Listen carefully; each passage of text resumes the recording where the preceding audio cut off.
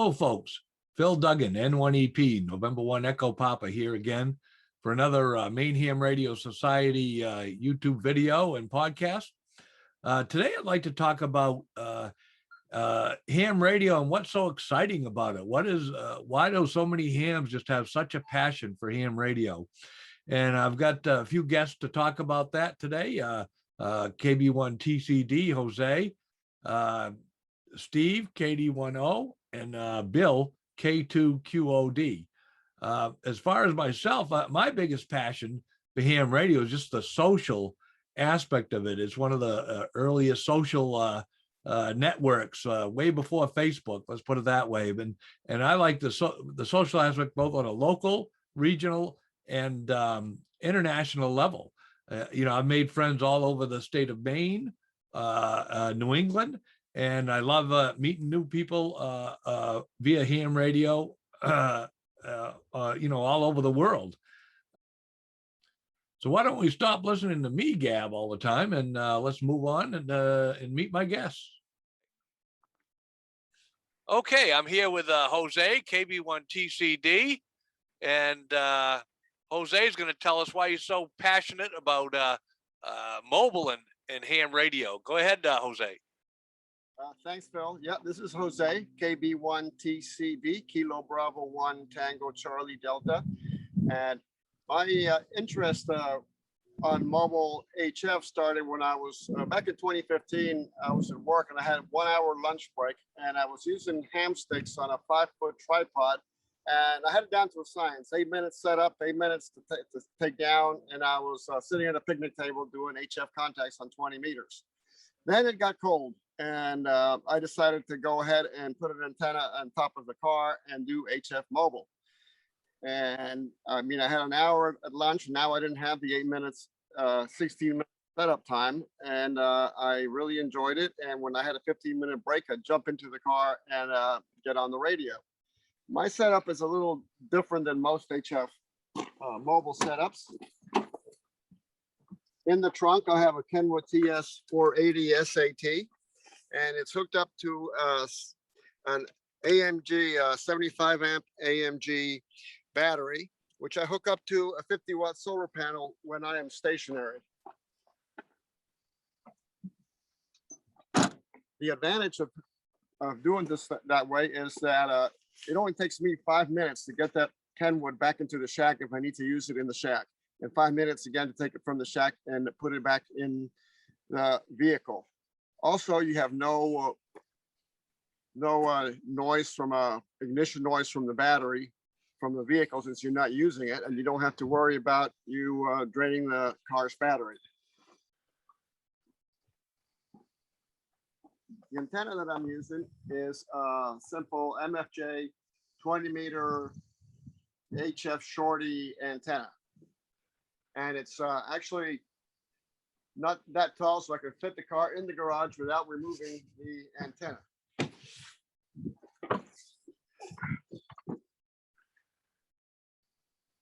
In the vehicle, I have a Lido mount hooked up to the seat, and I am good to go.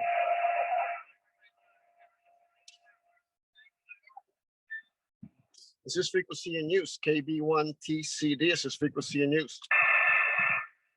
CQ, CQ, CQ, CQ 20 meters. This is KB1TCD, Kilo Bravo 1, Tango Charlie Delta mobile calling, CQ, CQ 20. Kilo Bravo 1, Tango Charlie Delta calling, CQ 20 listening. What I really like about HF Mobile is that it gives you a lot of opportunities that you can miss if you're not doing this. For example, if you live in a restricted area, you can actually get in your vehicle right next to your front doorstep and get on HF, and it does really work.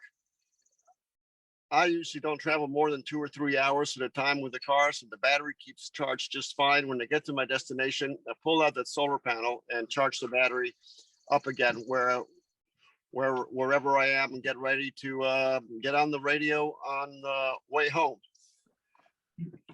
I really enjoy HF Mobile. It keeps you entertained and I mean, it's really awesome. A couple of days ago, I was coming home from visiting a friend, and I talked to a station from Russia, big pile up, and I got through on a little HF mobile with a shorty ham stick. So I think it's awesome, and it's a challenge, but it's a lot of fun. All right, fantastic. And now, when you have a full charge on that battery, you can put the solar panels away and then actually drive, be mobile. Do you do that often, driving down the road or where you're headed to and workstations? I do, Phil. It works great, and the 50-watt solar panel fits nicely in the trunk, and it's small enough that actually I fit it in the trunk of my Volkswagen Beetle as well. And again, I put legs on it, and I've got a handle on the thing to make, and the charge controller is in the back of the solar panel, so it's all self-contained. It works really great. Like I said, 3 hours driving, not a problem. Or you could put wheels on your solar panels and just tow them behind you, right? Yeah, and I probably get stopped because it's not a trailer, right? Yeah. Now, what's your most memorable contact you've made while mobile? Well, I've actually talked to a station from Finland. It was about a year ago in Newcastle, and actually I've done some ground plane contacts. Just a couple of days ago, I was calling CQ, and the station came back for me from Midcoast, Maine. Turns out I knew the guy. He was only 15 minutes away, and I talked to him for like 20 minutes. I went right by his QTH, and he says I was a 50 over S9 on his meter. So that was pretty awesome. You can actually talk to some people that are just down the street from you. What's the range? Maybe 20, 25 miles on a ground plane on HF, Phil? Yeah, it's about that. It depends on your terrain and stuff, but yeah, it's not very far.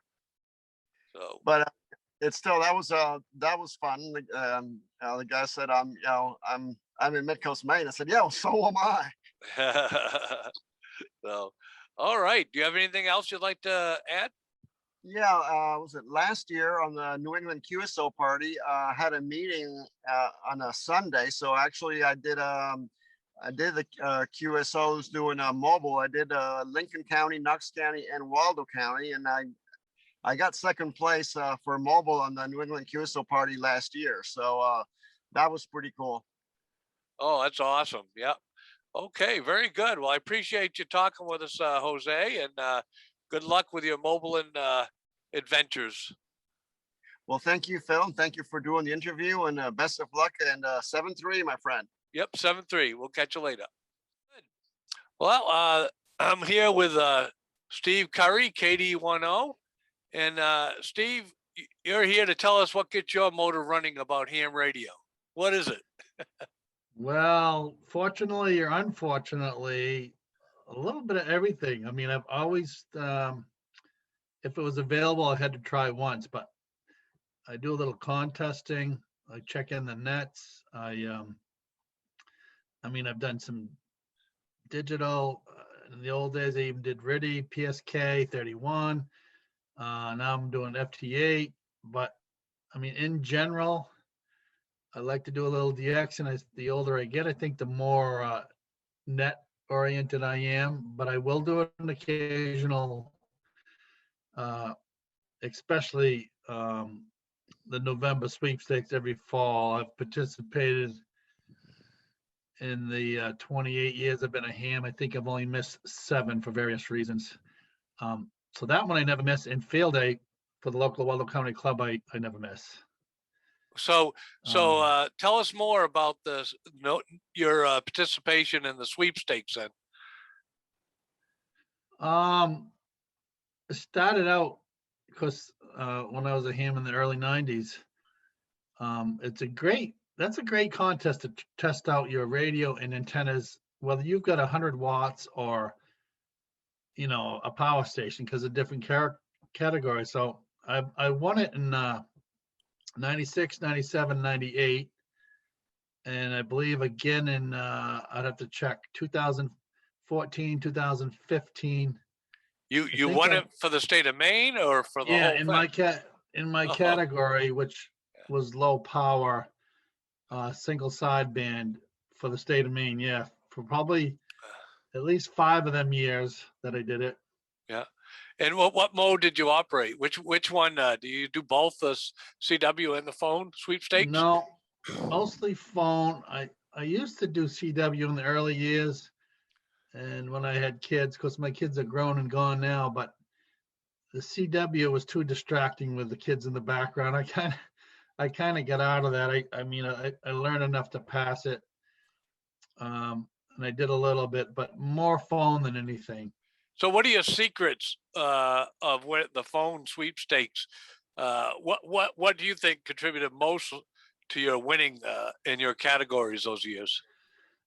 In the recent years, in the 2000s, staking out a frequency and just the newer radios now have the recorders in them.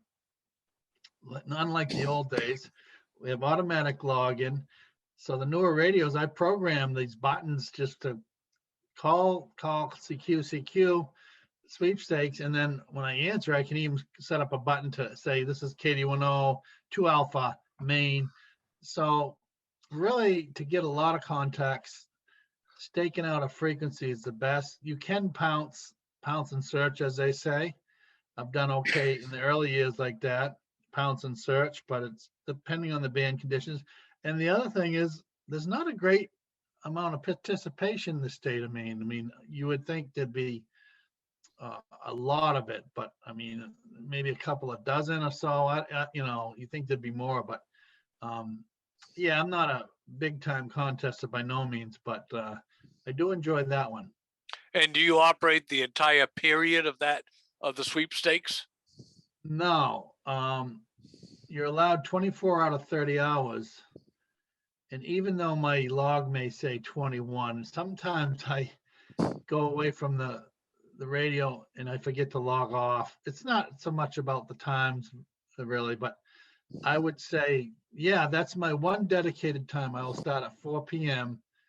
And nowadays, now I'll maybe quit at midnight, where when I was younger, I'd keep going till 2 or 3. But yeah, I probably 18, 20 hours during that 30, 24-hour period.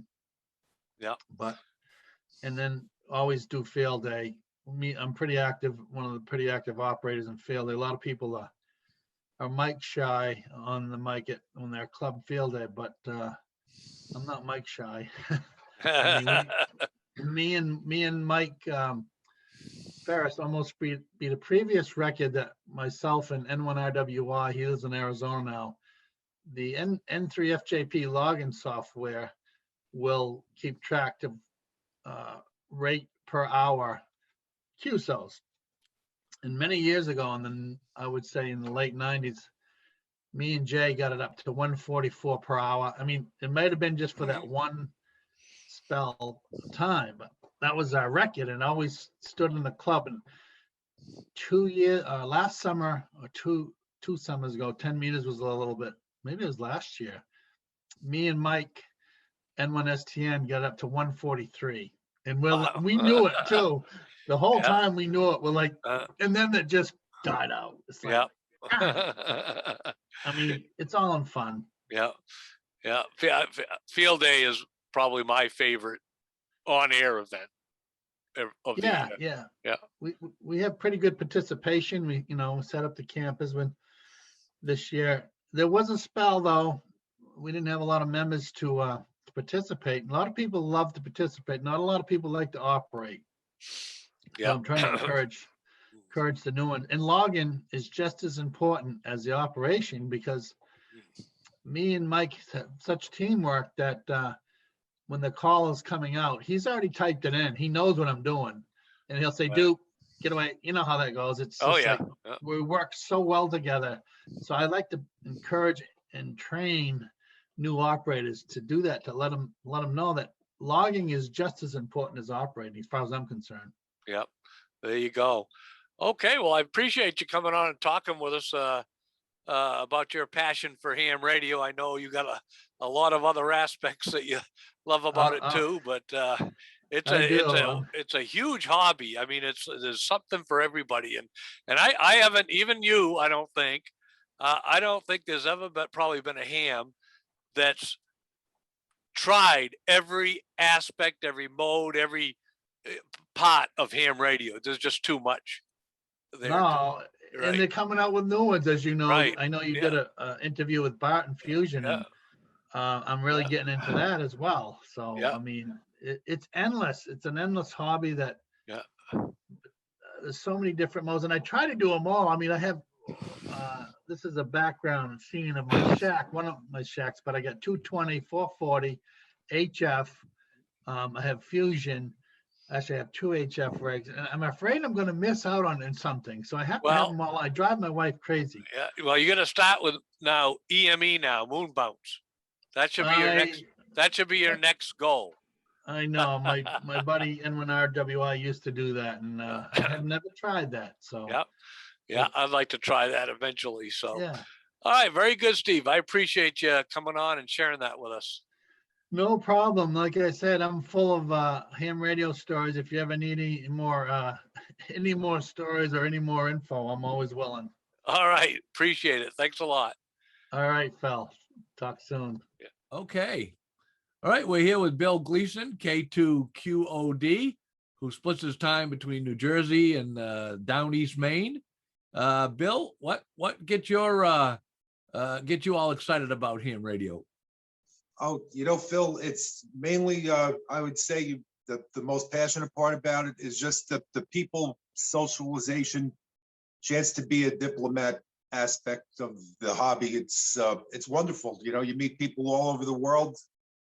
You get a chance to, be an international handshaker, if you will. Yeah, there you go. Yeah, that's for sure. That's a lot of people's favorite aspect. But now you talked about the other day about some other aspects about bands being open even during the sunspot cycle minimum.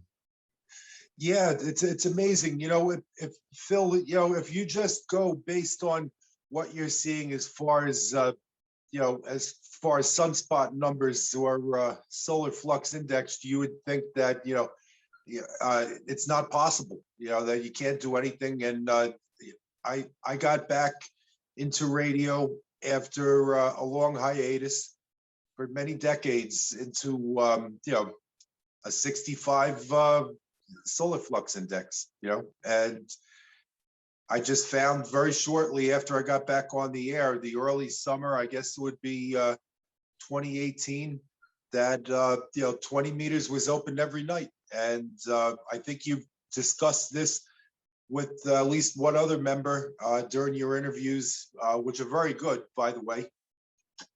Thank you. Is that you're welcome. I'm trying to think of where I was going with this. I got off base a little bit here.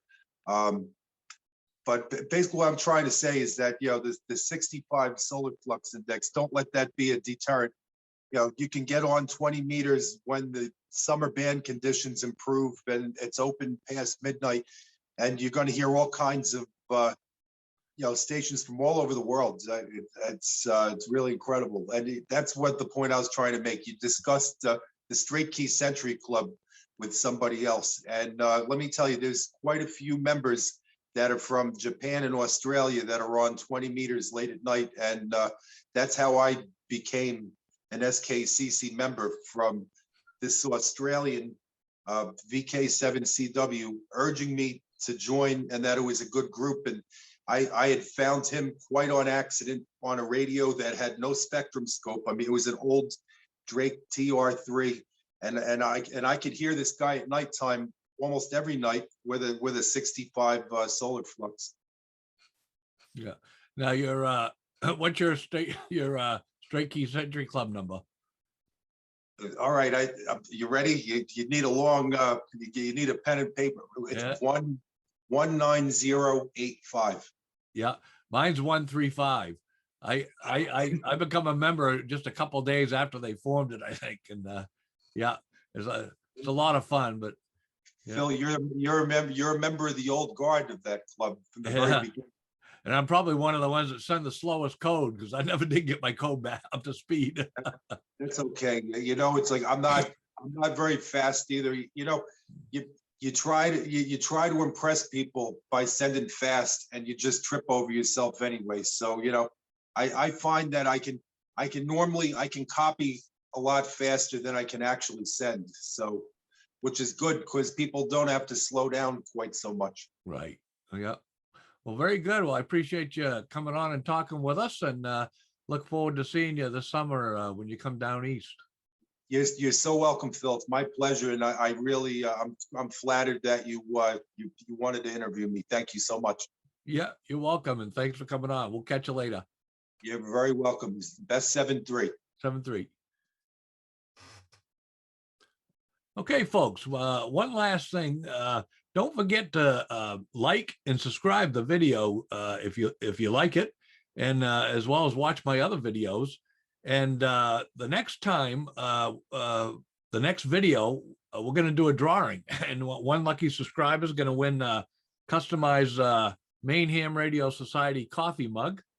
It will have the logo on one side and your call sign on the other side. If you're a ham, if you're not a ham, we'll have your first name on there. So go ahead and subscribe to the channel, and maybe you'll luck out and win a nice custom coffee mug.